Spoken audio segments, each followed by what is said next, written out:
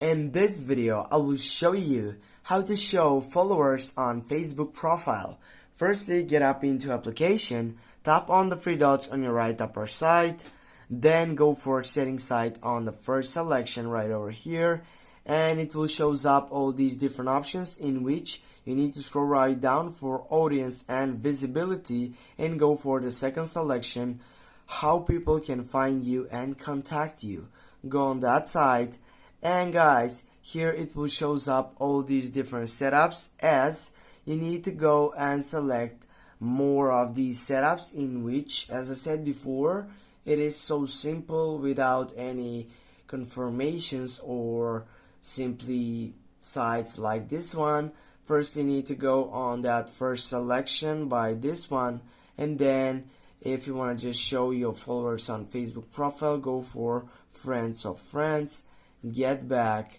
and what you're gonna do next, you're gonna get off and go for who can see your friend list, and then here you're gonna get off and take a look on these sites in which you can go for that site,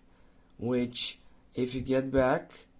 and if you go with followers and public content, this is so much important to getting off of it. You need to go public on all of these sites right over here,